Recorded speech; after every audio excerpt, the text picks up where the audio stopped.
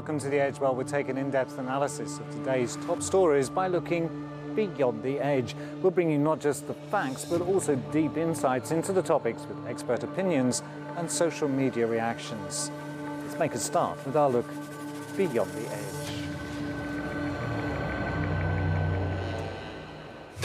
Protesters clashed with Lebanese soldiers in Beirut after Prime Minister-designate SAAD HARIRI stepped down, citing key differences with the president. Demonstrators, mostly supporters of HARIRI, blocked roads and set fire to tyres in several parts of the capital.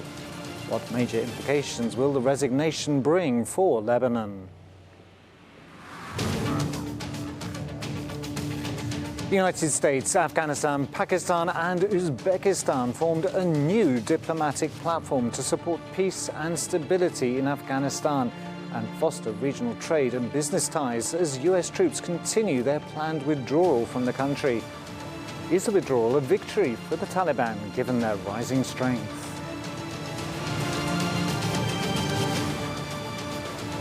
The European Court of Justice confirmed the right of private employers to fire staff for wearing headscarves. The judgment springs from two cases of Muslim women in Germany dismissed for wearing headscarves. The German courts, however, found the sackings not only discriminatory, but in contravention of the country's constitution. Is Europe's obsession with the hijab entwined with Islamophobia?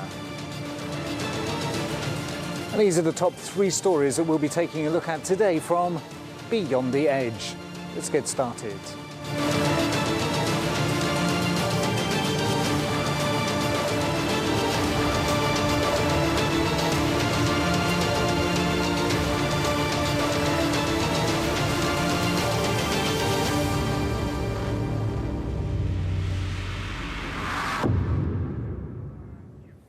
Lebanon, a country that's gone through more than its fair share of crises in the last few years, has been marred by street protests and confrontations for months.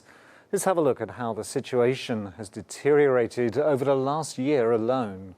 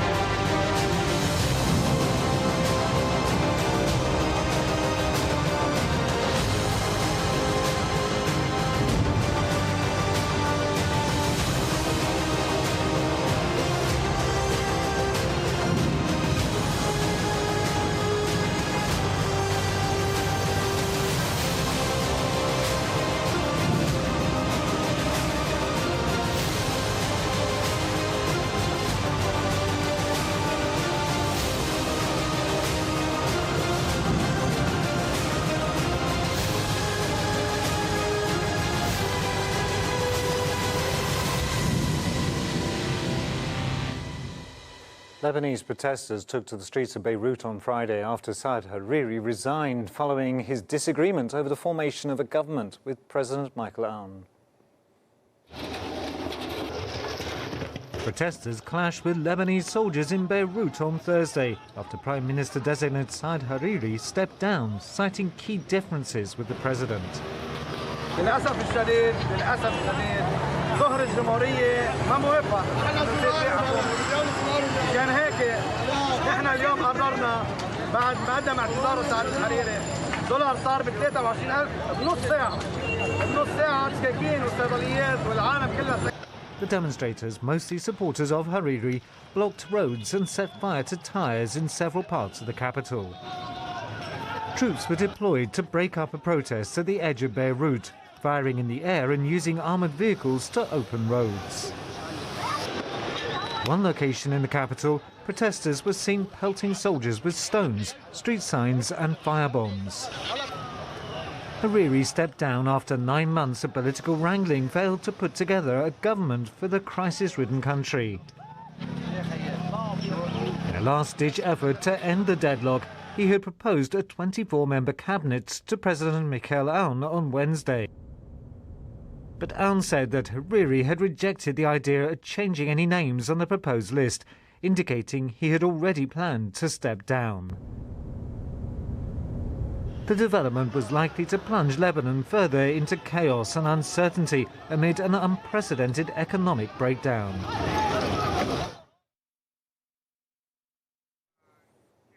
And I'm joined live from Beirut in Lebanon by Rabi Dandachli, who's the Managing Director of Recode Research Centre and is a political researcher and analyst. Mr. Dandachli, thank you so much for joining us here today on The Edge. Welcome, dear. It's almost a year now since the world's attention was caught by the explosion in Beirut in the port. And at that time, we understood that there are several issues of management and leadership that are deeply troubling the country. And yet here we are today, a year later, the situation is immeasurably worse. What can you tell us about the current state of affairs? Okay.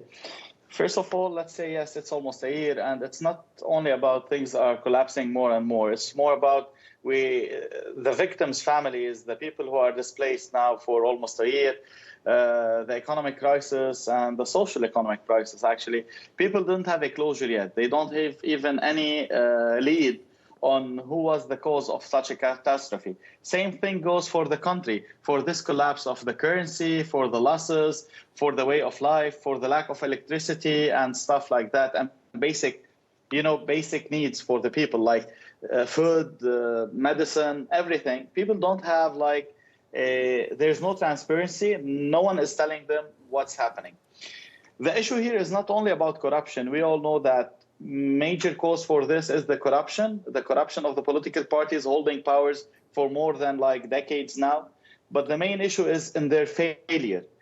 Corruption is something that you can understand, but the failure in the system, the failure in managing a country, this is this is the main devastating issue we have, because these political parties and the regime, they are not only corrupt, they have failed. They have failed in running the state.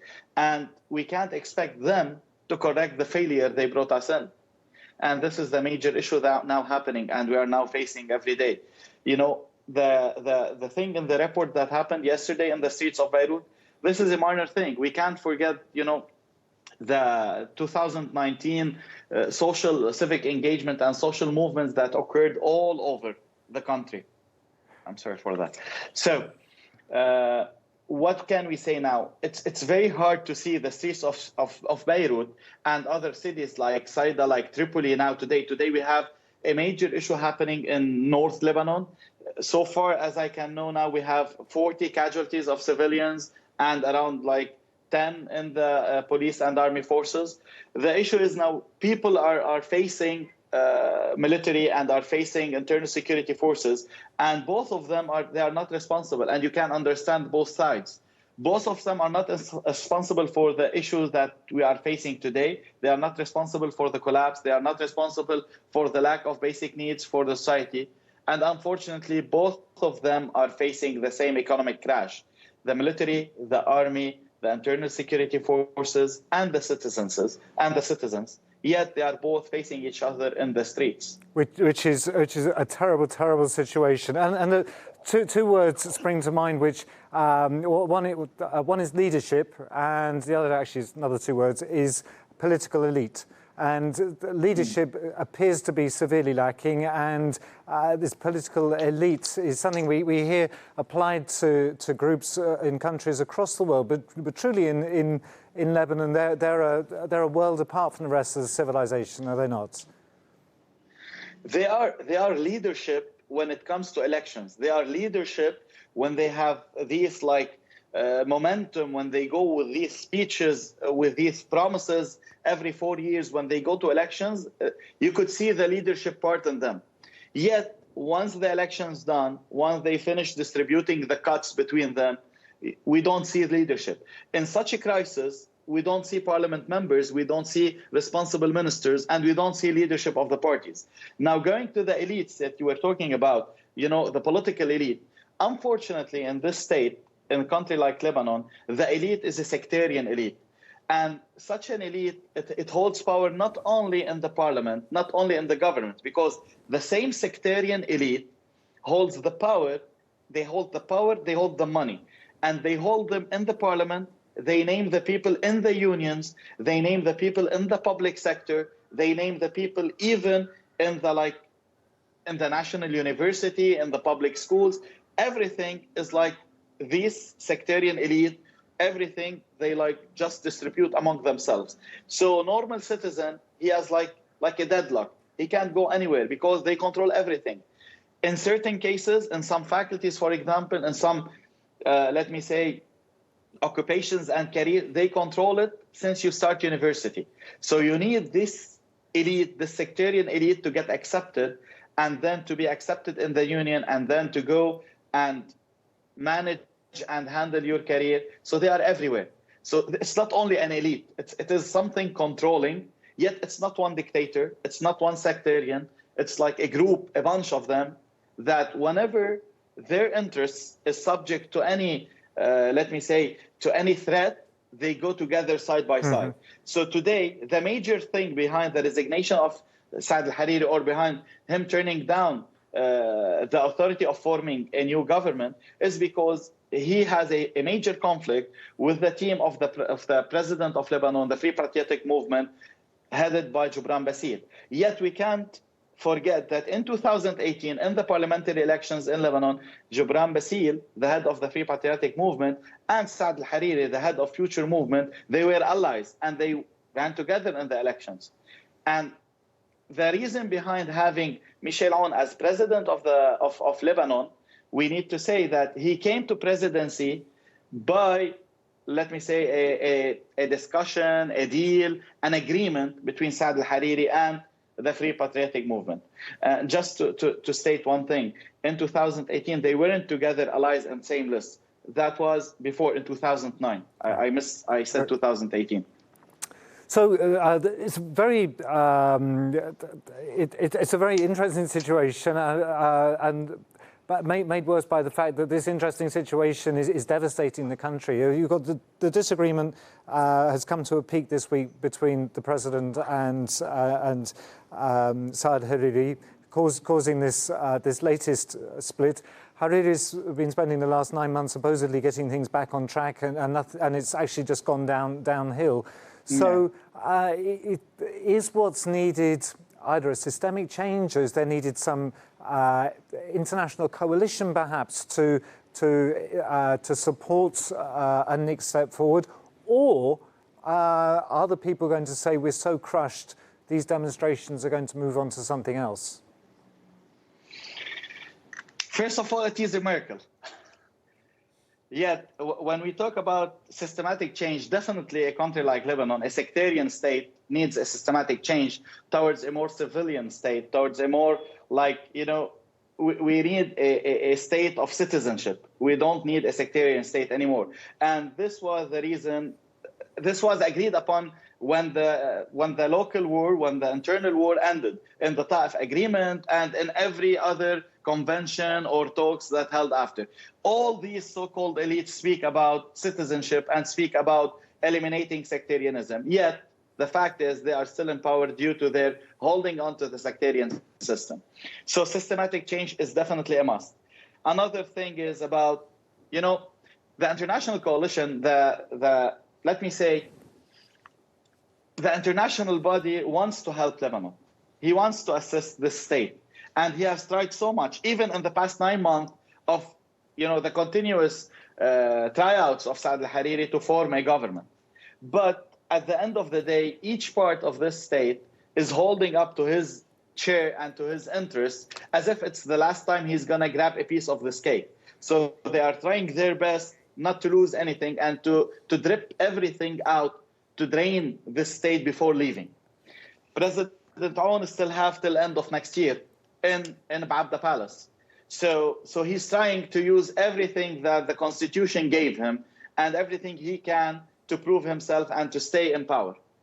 What we really need, these social movements will continue to go on till we hold the parliamentary election, which should be done in Q1 of 2022. But I believe the only thing beside the miracle is for this people, the population of Lebanon, after the 4th of August explosion, after, the 17th of October movements downtown Beirut in 2019. After all these drawbacks, every social and economic collapse we're facing, what we need is, in the elections, our only bet is on the people's voting to change, voting to new elite, to new leadership, to people that could guide us, to specialized people that could hold up real responsibilities and really do something for this country, not only for their pockets and for their own interests, and not to work in a very sectarian, narrow way when handling the state and when handling the governance in such a state. But meanwhile, the elections aren't going to happen tomorrow, and yet tomorrow people are still struggling to put food on the table. Yes. They're still struggling to live their daily lives. How are things going to evolve over the coming weeks and months?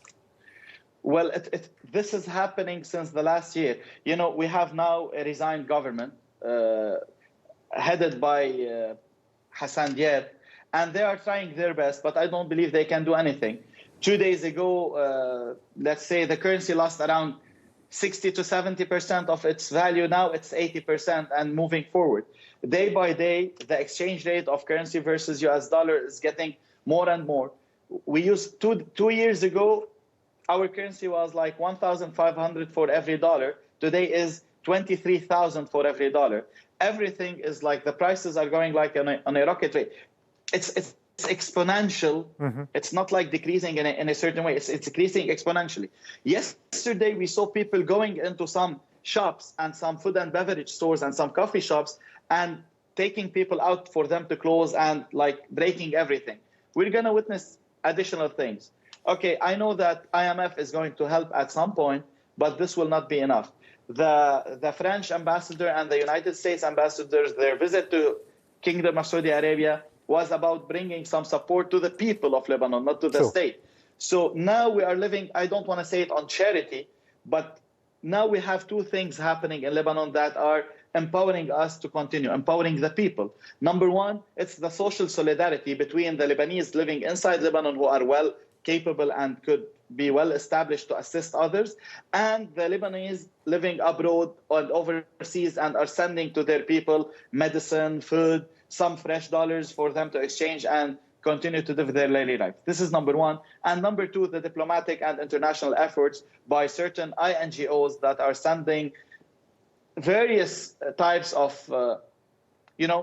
foods, basic needs, child milk, stuff like that. So I could say it is charity both ways, the social solidarity and the international efforts. But we have nothing else to do. And we are waiting for a government to be formulated. The formulated government should start the talks with the IMF and should put some plans, for the reformation of the government, especially in the sectors of power and electricity. So as we speak. So there's so much more to be done.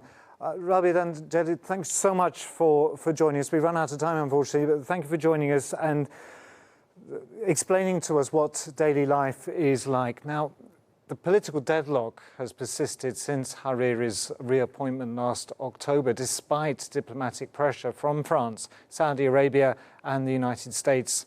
The European Union has threatened to implement sanctions on Lebanese officials for preventing a new government from taking power. However, the crisis further deepens.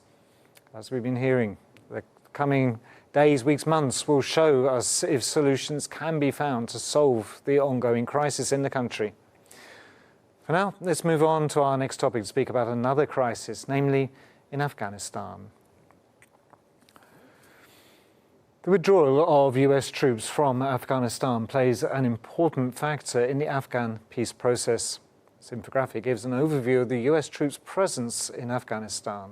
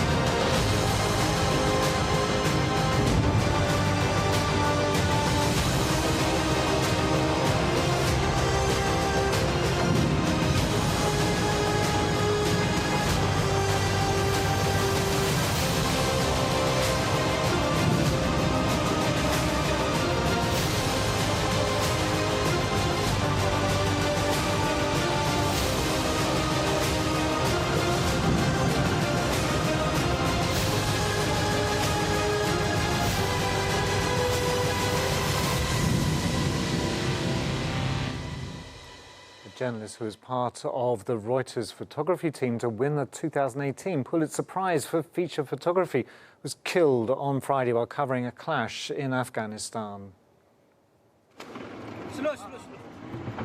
Reuters journalist Danish Siddiqui had been embedded with Afghan special forces in Kandahar province since the start of the week, filming these pictures and reporting on fighting between the Taliban and Afghan government.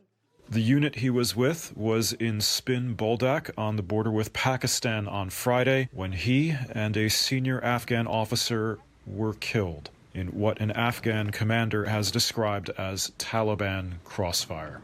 Taliban fighters had captured the border area on Wednesday, one of the most important objectives they've achieved during their rapid advance across the country following the pullout of U.S. and NATO forces. Siddiqui had told Reuters he was wounded in the arm by shrapnel earlier on Friday. According to the Afghan commander, he was treated and was talking to shopkeepers when the Taliban attacked again. Reuters was unable to independently verify the details of the account. Reuters President Michael Friedenberg and Editor-in-Chief Alessandra Galloni said in a statement, "It is with deep sorrow that we write to tell you that our colleague Danish Siddiqui has been killed in Afghanistan. We are urgently seeking more information, working with authorities in the region, and supporting Danish's family and colleagues. Danish was an outstanding journalist, a devoted husband and father, and a much-loved colleague." Siddiqui was part of the Reuters photography team to win the 2018 Pulitzer Prize for feature photography for documenting the Rohingya refugee crisis. He'd been a Reuters photographer since 2010, covering wars in Afghanistan and Iraq, the Myanmar crisis, Hong Kong protests, and earthquakes in Nepal. I'm now joined live from Ankara in Turkey by Gal Luft, who's a security analyst and professor with Ostim Teknik University. Gal, thank you for joining us again here today on The Edge. Situation in Afghanistan just is continually developing on the one hand with the American soldiers pulling out, with the Taliban upping the ante, but there seem to be some local talks about ceasefires and other developments. What can you tell us about the latest situation? Well, there's not much of a surprise in the sense that the Taliban is expanding its foothold in as many provinces as it can, focusing now on the border crossing. In the past 3 weeks, they have taken over at least 4 border crossings. Now, this is very important to understand. When you control the borders, you also control the money and you control the inflow of military supply. So the fact that they're now sitting on the main border crossings of the country, including along the Pakistani border, the Tajikistan border, and even border in Iraq, with Iran, enables them to act like the customs agency of the country. They get a fee from everything that comes in, they get a fee from everything that goes out.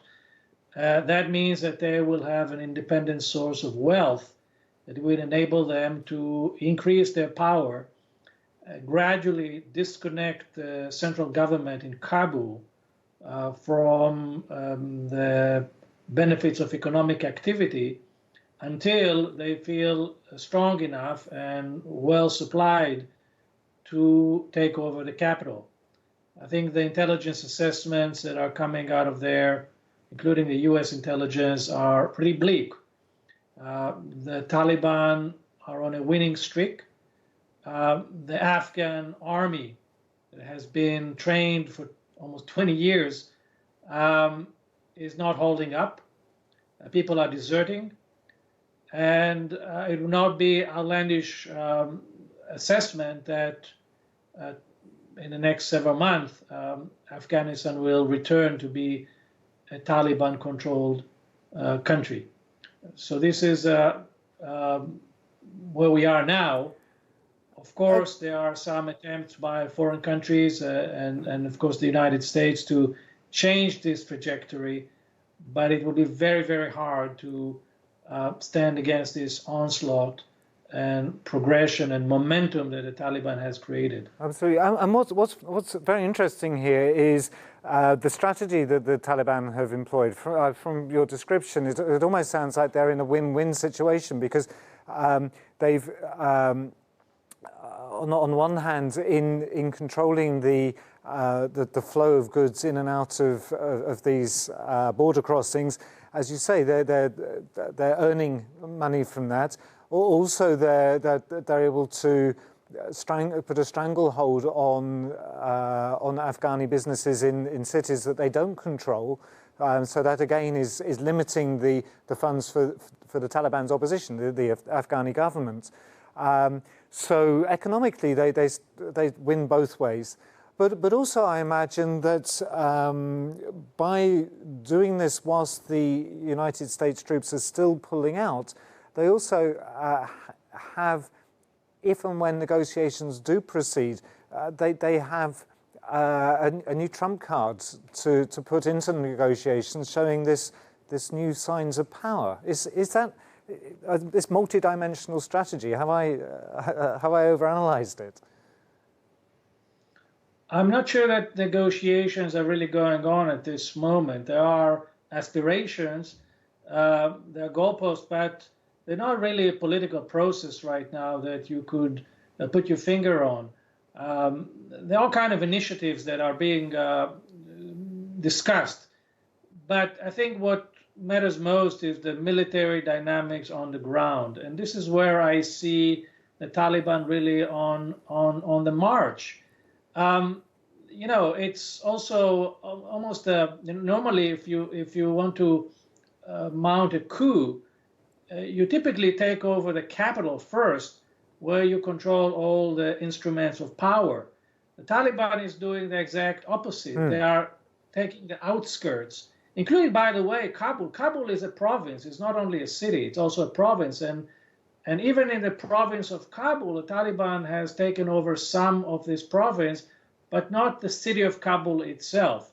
I think that's going to be the cherry on the cake. It will happen down the road, but only once they feel that they have the means to do it, and they have weakened enough the central government. Bear in mind that those people that belong to the Afghan security forces, the intelligence, they know very well what will be their fate if and when the Taliban takes over. So the less secure they are, the less they're willing to invest in protecting their grounds. We could see a lot of desertions. We already seen well over 1,000 Afghan troops crossing the border to Tajikistan. So, you know, the morale is getting lower and lower, and at some point the whole thing buckles. And I think that's a sort of the strategy of the Taliban. It could take weeks, it could take months, but unless there's some major variable that comes in and changes the dynamic, this is where we're headed. So the momentum's very, very much on this. And then there are some reports of a ceasefire in the Baghdis province that was worked out between tribal elders and the Taliban. Now, whether or not this is true, the Taliban apparently have denied this, saying they just left the area to avoid civilian casualties. But it's interesting that there may be extra governmental, the tribal leaders, more on a community basis, locally trying to create ceasefires. Is that, given the tribal diversity of Afghanistan, is that something that makes sense?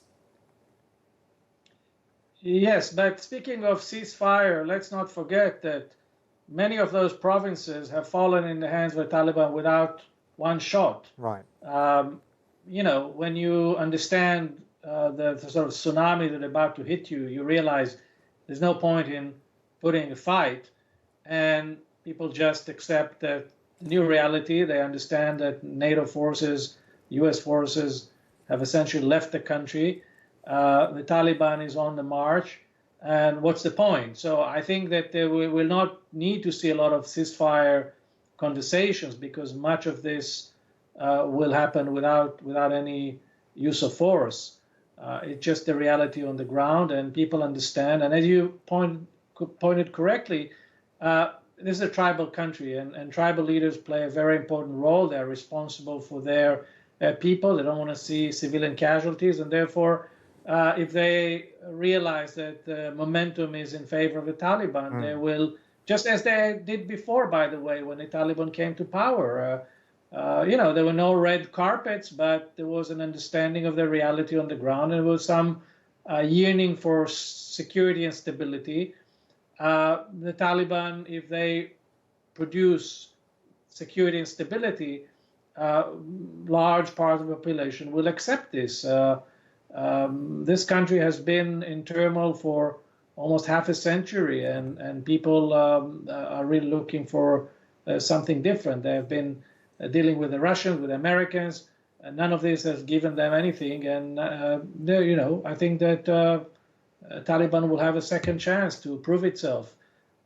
Well, the story is still unfolding. Of course, what the Afghani people want is peace. They want to have a country where they can live an ordinary life. Let's hope that this conflict, as you say, of half a century almost comes to an end, and a positive future is found for all. Gal, thanks so much for joining us today.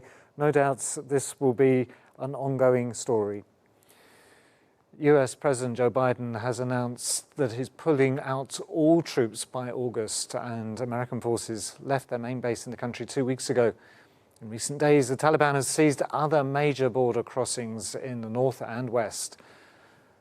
Coming weeks will show if the crisis deepens further after the complete withdrawal. For now, let's move to our final topic to speak about the latest developments in Islamophobia in Europe. The European Union's top court has ruled that employers may forbid the wearing of headscarves. But how did this decision come about? Our following infographic explains.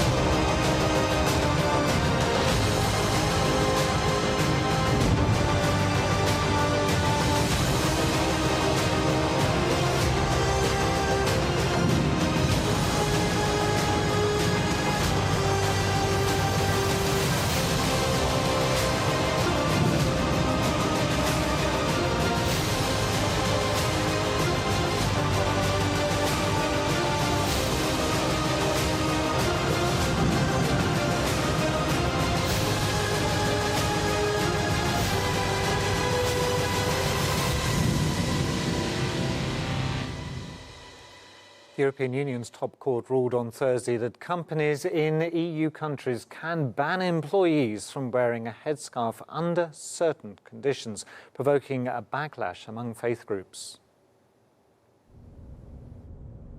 The European Union's top court has ruled that Muslim employees could be banned from wearing headscarves. The Luxembourg-based EU Court of Justice ruled on cases brought by 2 Muslim women in Germany who were suspended from their jobs for wearing a headscarf. The EU Court already ruled in 2017 that companies may ban staff from wearing Islamic headscarves and other visible religious symbols under certain conditions, provoking a backlash among faith groups at the time. Anti-racism and women's rights campaigners argued that the EU Court's ruling is symptomatic of wider issues of Islamophobia, racism and sexism. According to human rights activists, Europe's obsession with Muslim women's clothing choices, and specifically the hijab, is entwined with Islamophobia, racism and misogyny. Laws, policies and practices prohibiting religious dress are targeted manifestations of Islamophobia that seek to exclude Muslim women from public life or render them invisible. Human rights activists have warned such policies stigmatise women in racial, ethnic and religious minorities and therefore potentially trigger increase in numbers of hate crimes and acts of violence. The issue of the hijab, the traditional headscarf worn around the head and shoulders, has been divisive across Europe for years, underlining sharp differences over integrating Muslims. I'm now joined from Birmingham in England by Professor Francis Davies, who's a Professor of Religion and Public Policy at the University of Birmingham. Professor Davies, thank you so much for joining us here today on The Edge. Thank you for having me. As we've just seen, this latest development from the European Union's top court is again striking out against the hijab, against the headscarf for women. Perhaps it's not an unexpected move. What's your reaction to it? Well, I think it's not an unexpected move, and I think it will disproportionately impact, particularly on women who are visibly religious. I think buried in the judgment, though, is a mistake insofar as when people really come to understand what's in this judgment, I think there'll be some pushback. What the judgment says is that firms can, in certain circumstances, be allowed to discriminate against those who wear visible manifestations of a religion, a philosophy, or a belief. The judgment then says, of course, this will then disproportionately discriminate against Muslim women. So therefore, to try and dilute that discrimination, if there is a ban on wearing the headscarf, there must be a ban on the wearing of all other symbols, philosophical, religious, of any kind. That would mean that in such a company, you won't be allowed to wear a Real Madrid sign or a Rotary Club sign on your clothing as well. You wouldn't be able to wear a Manchester United lapel badge. You wouldn't be able to wear something that signified that you thought that the Jedi Knights were good. So when this happens, one group of staff might get excited that they've got one over on the Muslims, but then they're going to discover actually that all those other symbols have to be pushed out as well. And I don't think employees anywhere will be happy about this. I have to admit, when I was first thinking about what we were going to talk about this evening, it seemed to me this is a ruling that is set up to create more court cases, and in the way that you've just described, and also that the only way to totally move away from any type of symbolism is for every company that wants to have this right to discriminate, for every company to have a very basic uniform, maybe something that is so simple that it's totally dehumanizing. And this is a very strange road to be going down, isn't it? Well, and normally organisations that start requiring you to wear a uniform, unless you've joined the military, haven't had a really good track record in Britain. The Nazis required uniforms of the Jews in the concentration camps. Others gave uniforms to people in concentration camps in Bosnia. And so we don't want to go down that line. And actually, the whole direction in HR management in major European corporates for the last 20 years has been to bring your whole self to work, to celebrate your sexuality, if that's your thing, to celebrate your gender, if that's your thing. So why are they coming and picking on religious and philosophical beliefs and saying you can't bring those to work, but we will celebrate all those other dimensions of life? And it seems to me that this is poor European law that will be challenged in every employment tribunal moving, and let alone in national courts. And it's actually a breach, seems to me, of international law, because under Article 18 of the Universal Declaration of Human Rights, signed off by the United Nations, we're entitled not only to the right to freedom of religion and belief, but the freedom to manifest that. So, there are some similarities here in a more democratic way to the way that some expressions of Islam are being suppressed in China at the moment. It's just lazy law, dangerous law. And dangerous indeed, and obviously trying to score, as you say, political points.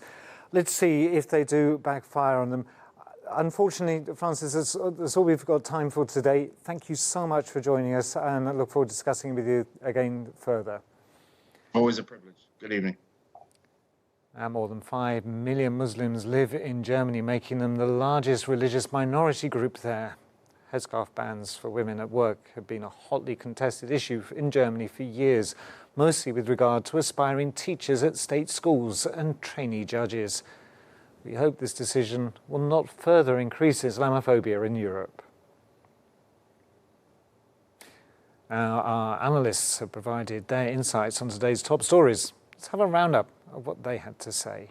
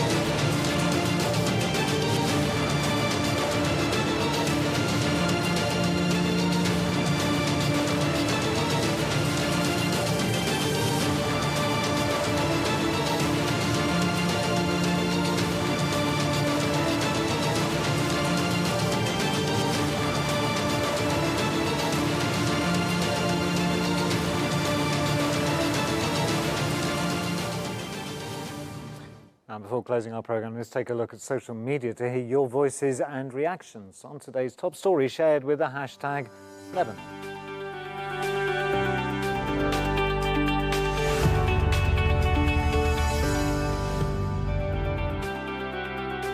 And here's what you've been saying about Lebanon on Twitter. Anis Tabet says, waking up sad, tired and hopeless. Another regular day in Lebanon. And Omar Tamo says, with the lira dropping as low as 24,000 to the US dollar in the parallel market, the minimum wage in Lebanon now stands at just $28.12. And Ian Brammer says, crippling economic crisis, crippling political crisis. Things for Lebanon looking particularly bleak right now.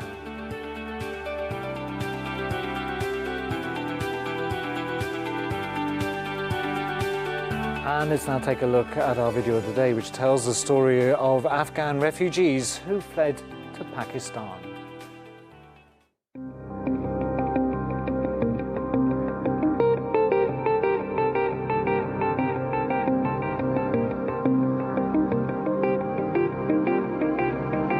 Those cards will share the same technology used in the national ID system for Pakistani citizens, and they will set the foundation for refugees to have better, faster and safer access to services, including schools, hospitals and banks.